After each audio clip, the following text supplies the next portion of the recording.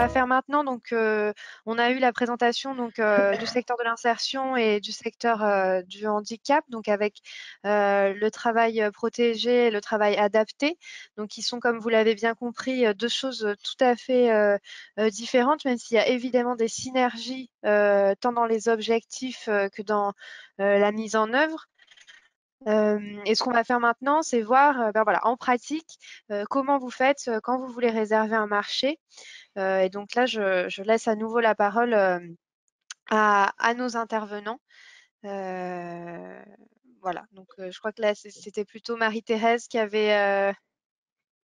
Oui, alors je vais peut-être pas m'étendre dessus, c'était simplement en piqûre de rappel pour dire que il n'y a pas de, enfin, il y a toute stratégie en tout cas de rapprochement et de sollicitation des prestataires vient bien évidemment d'une volonté politique derrière, et au-delà de la volonté politique, de la délibération, c'est vraiment, en tout cas en interne, s'assurer qu'il y a une programmation de ces marchés et d'un suivi aussi de ces sujets-là, de manière à apporter une réponse globale.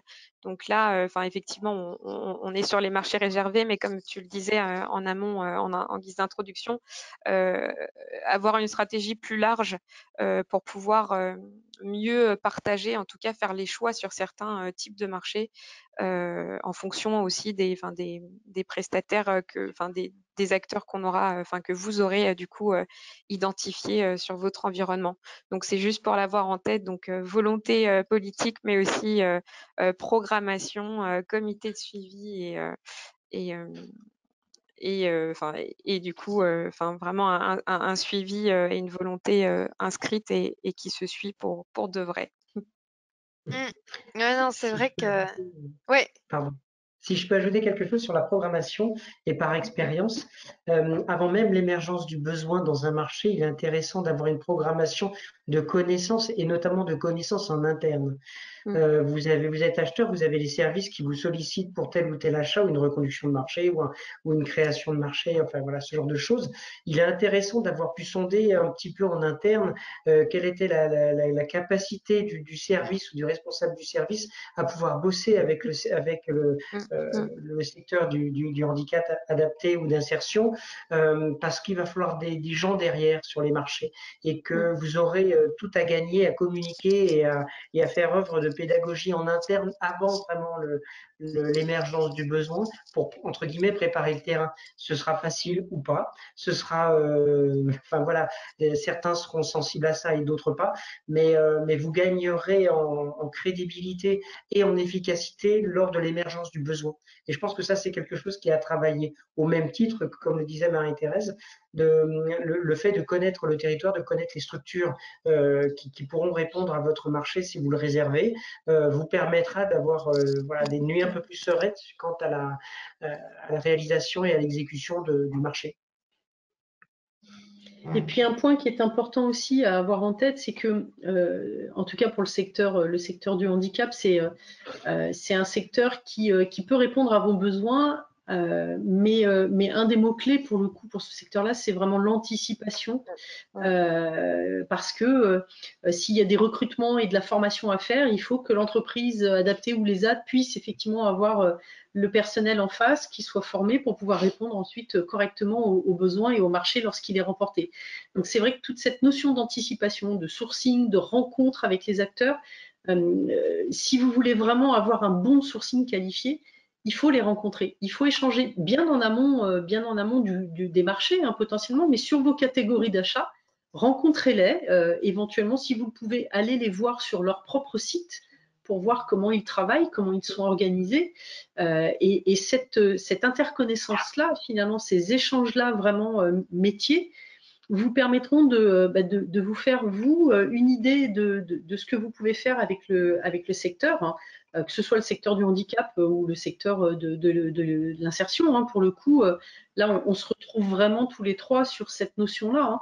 La rencontre, l'échange, l'interconnaissance, c'est ce qui va vous permettre finalement d'avoir le meilleur sourcing pour répondre à votre besoin. Et du coup, de les interroger au mieux dans le cadre du marché, de les solliciter au mieux dans le cadre du marché, qu'ils soient réservés ou pas.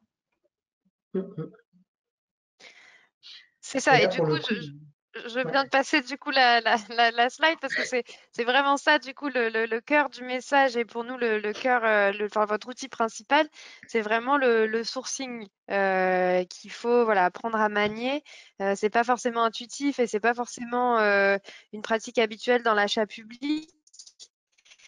Et pour autant, c'est vraiment le moyen le plus efficace de réserver un marché et d'éviter en fait toute procédure infructueuse et toute difficulté en exécution. Vincent, je te laisse peut-être. Là, en fait, c'est vraiment le code de la commande publique qui nous permet ça et qui a été vraiment un bond en avant par rapport aux acheteurs. Le sourcing et la connaissance et la rencontre avec les structures ou les entreprises, c'est pas quelque chose de naturel pour les acheteurs. C'était pas dans la culture. C'était même plutôt négatif et plutôt à combattre. C'est-à-dire qu'on avait peur du peu de transparence qu'il pouvait y avoir quand on rencontrait tel ou tel acteur sur des marchés.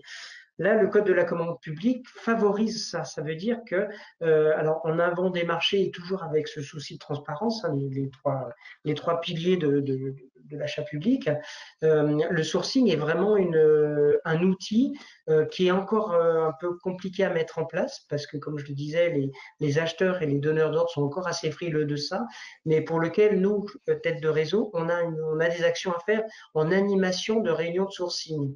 Pour vous donner un exemple, j'ai commencé à en faire relativement régulièrement des réunions de sourcing en amont de marché, notamment un là, très récemment pour la PFRA, donc plateforme des achats de l'État en Île-de-France.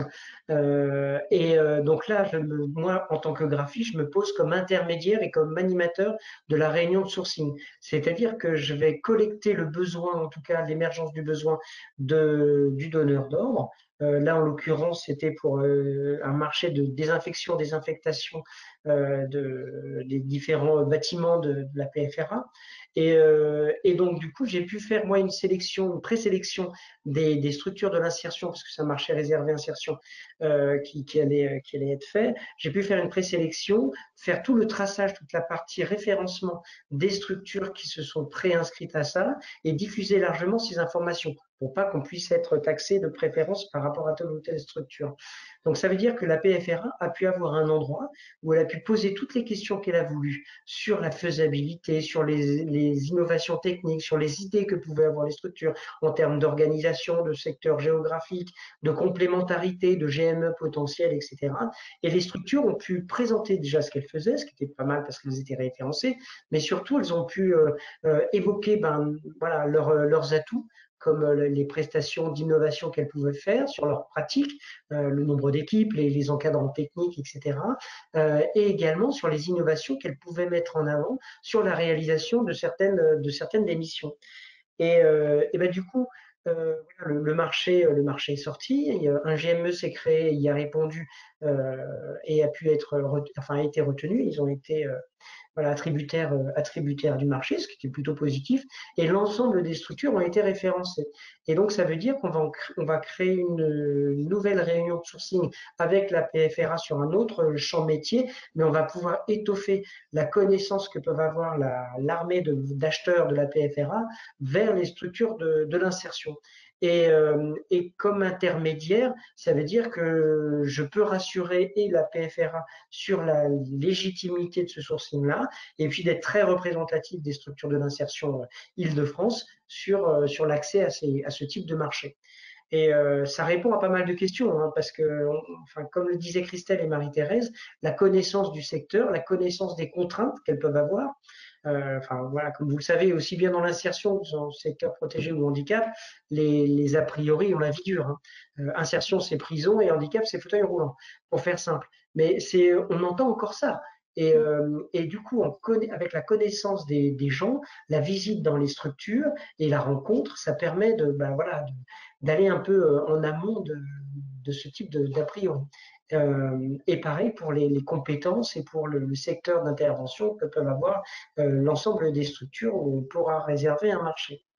Donc voilà ce que je pouvais dire sur le sourcing, mais vraiment comme quoi c'est vraiment un outil assez formidable, je trouve, pour les acheteurs d'une part et pour les structures, quelles qu'elles soient répondantes ou non.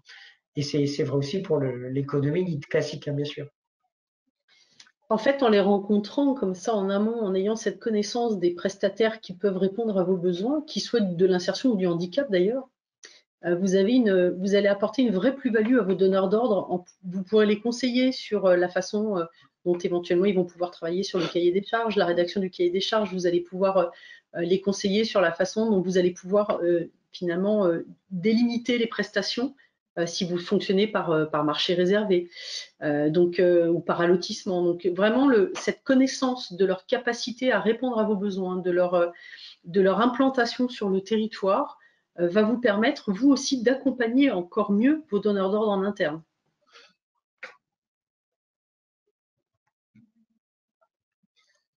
Et l'idée aussi, par rapport à l'inquiétude Ouais. d'une infructuosité de marché, c'est de connaître ce qui est possible ou pas de réserver. C'est-à-dire que sur l'insertion, par exemple, que je connais mieux, il y a des secteurs d'intervention sur lesquels on n'ira pas parce qu'on n'a pas les personnes qualifiées, ou on a des difficultés par rapport à certains cas, certaines personnes en parcours qui ne nous permettront pas d'intervenir. Donc, c'est pas la peine de réserver un marché insertion sur ce type d'activité parce qu'il y aura forcément d'infructueux, il n'y aura pas de réponse, quoi. Et donc, du coup, en connaissant ce terrain-là, donc on est là, nous, tête de réseau, aussi pour faire œuvre de pédagogie, de connaissance par rapport au secteur que nous, on maîtrise, pour pouvoir vous accompagner sur le réservé ou à l'autir des marchés. Pareil pour les clauses sociales, c'est-à-dire qu'il y a des choses sur lesquelles nous, on aura cette expertise et on sera entre guillemets bureau unique par rapport à ces informations-là.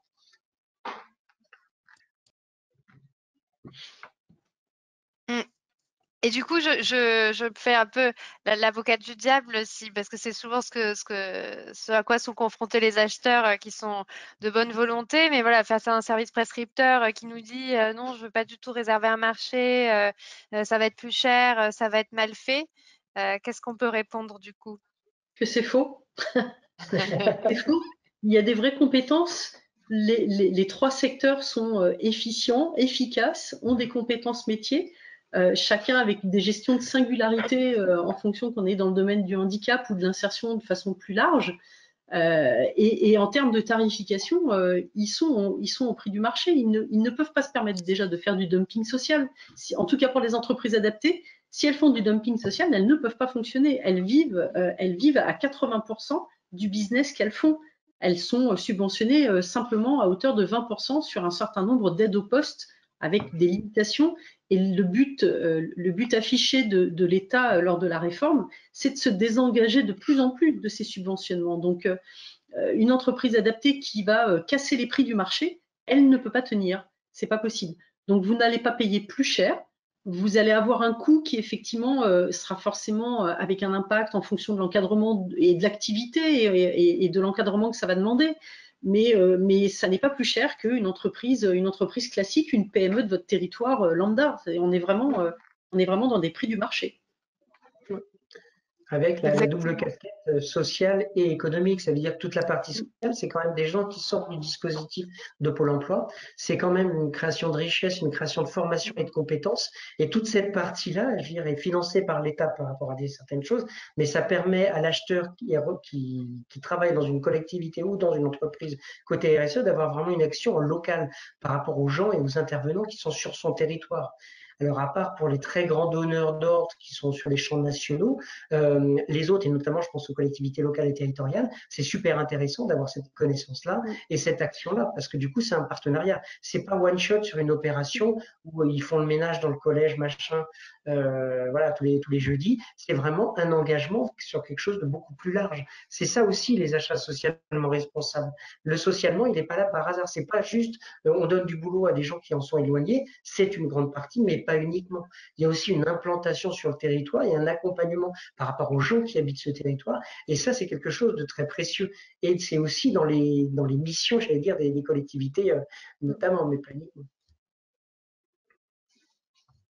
Bon, j'espère qu'on vous a convaincu là-dessus, parce que voilà, c'est en effet quand même un des obstacles qu'on rencontre, c'est de devoir convaincre son service prescripteur qui n'est pas forcément lui sensibilisé à ces questions.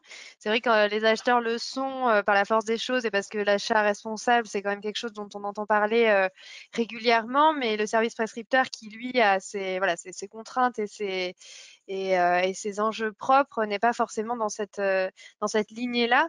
Mais du coup, il y a de bons arguments, de très bons arguments pour les convaincre et surtout des preuves par l'exemple. Je pense que ça fonctionne assez bien, voilà, de montrer des beaux exemples. Et je pense que voilà, tous les trois, vous en avez à l'appel des beaux exemples de collaboration entre les acheteurs publics comme privés d'ailleurs et vos structures. Donc, vous avez bien compris, le sourcing, c'est vraiment nous ce qui est l'outil capital pour réserver un marché. Donc, je ne sais pas si sur cette slide-là, je pense qu'on a peut-être un peu abordé les points. Vincent, je ne sais pas si tu veux refaire un petit point, C'est un mais peu c'est un peu redondant avec ce que j'ai dit, hein, parce qu'effectivement, c'est un outil qui est donné et même favorisé par le Code de la commande publique, c'est clairement écrit comme ça. Je pense que les acheteurs ont tout intérêt à s'en emparer. Nous, on est là pour les accompagner justement sur ces missions de sourcing-là, et c'est super intéressant. Et ça permet aussi de développer ces activités-là. Après, il y a c'est aussi, ça. en termes de sourcing, hein, ça en décline, la progressivité des marchés. Ça veut dire que vous n'êtes pas obligé d'avoir un marché tout de suite à 30 000 $ pour telle ou telle action. Vous pouvez aussi tester par des marchés plus petits et facilement gérables, j'allais dire, et vous verrez qu'on est en logique de résultat. Quelle que soit la structure qui est employée, on est en logique de résultat. Parce que celles qui ne le sont pas, c'est comme l'économie classique, ça ne marche pas, ou ça marchera une fois et ça coulera derrière. Donc l'intérêt, c'est aussi d'y aller petit à petit, d'apprendre à se connaître. C'est-à-dire que, comme vous l'avez vu dans nos présentations, les structures qui ont des agréments ont des contraintes, qu'elles soient géographiques, qu'elles soient de chiffre d'affaires. Enfin, il y a des contraintes. L'idée, c'est aussi d'apprendre à se connaître par la preuve. C'est-à-dire que sur un petit marché d'espace vert, on apprend à se connaître et on apprend à voir comment ça fonctionne. J'allais dire humainement aussi, parce que c'est un lien qu'il y a. On se pose pas la question dans l'économie classique d'une entreprise avec son prestataire. On ne devrait pas se la poser avec nos champs d'activité. Mm. C'est un peu basique ce Non, que je tout dis, à mais fait. c'est vrai. Non, non, mais c'est vrai, c'est important et en effet, voilà, pour un peu outrepasser cette timidité et surtout ne pas craindre, voilà, qu'il y ait favoritisme, puisque c'est vraiment la peur des acheteurs publics. On peut, voilà, encadrer, faire en sorte, comme le disait Vincent, que le sourcing s'inscrive dans les 3 grands principes de la commande publique. Et donc l'idée, ce à quoi il faut bien veiller, c'est en effet pendant le sourcing de pas communiquer à un opérateur économique des informations que d'autres n'auraient pas. Donc l'idée, c'est de rester assez général sur le besoin, de ne pas aller dans la précision et voilà, de poser les questions. On peut poser des questions sur tout ce qu'on veut, sur les coûts, sur l'organisation, les délais. Voilà, c'est vraiment, il n'y a pas de limite. Ce qu'il faut en revanche, c'est essayer de garder un certain formalisme et d'appliquer la même chose avec tous les opérateurs économiques qu'on rencontre et de pas calquer du coup notre cahier des charges sur la solution proposée par un opérateur économique, parce que ce serait ce qu'on appelle voilà, flécher un marché, et c'est vraiment pas l'idée du sourcing. C'est plutôt recueillir une quantité de données, essayer de les agréger et de faire quelque chose voilà, qui soit cohérent avec l'offre existante. Moi, je trouve que l'idée du sourcing, c'est vraiment de mettre en cohésion l'offre et la demande et un peu de pas être un acheteur public qui impose son besoin dans un cahier des charges, mais d'adapter peut-être un peu le besoin à l'offre et à sa structuration. Et donc, c'est vraiment un achat qui est agile et qui est intelligent.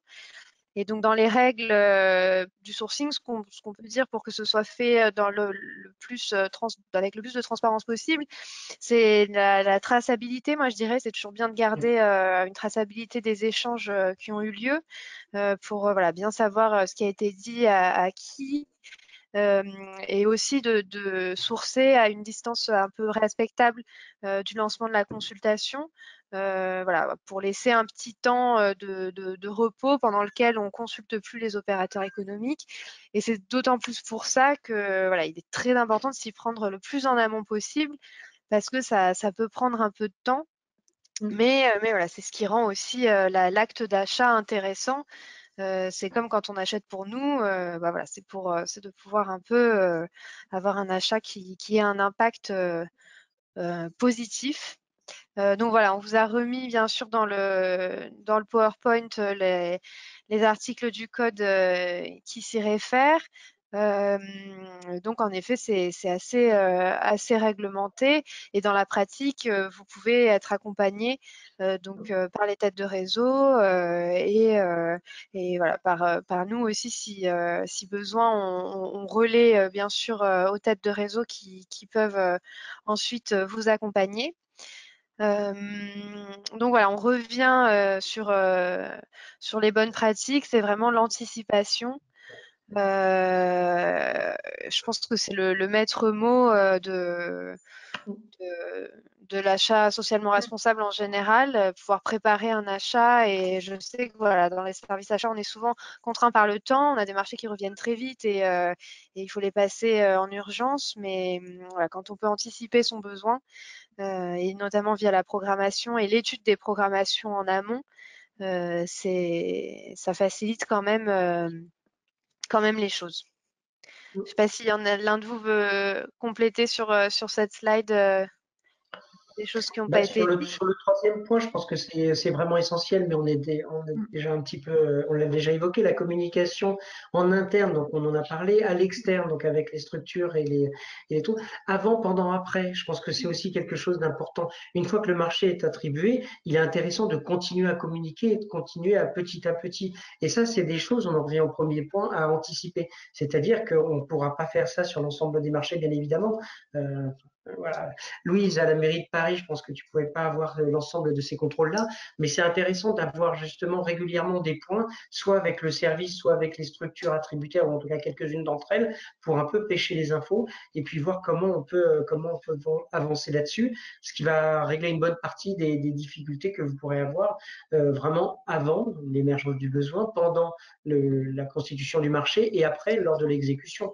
Je pense que ce sont des éléments que d'ailleurs pour nous, côté structure, on doit aussi mettre en avant, c'est-à-dire de récapituler régulièrement, même si c'est pas sollicité au niveau de l'acheteur, au niveau du service achat et au niveau du service demandeur, des éléments de contrôle, des éléments d'apaisement aussi, des choses rencontrées, que les choses soient les plus sérieuses possibles.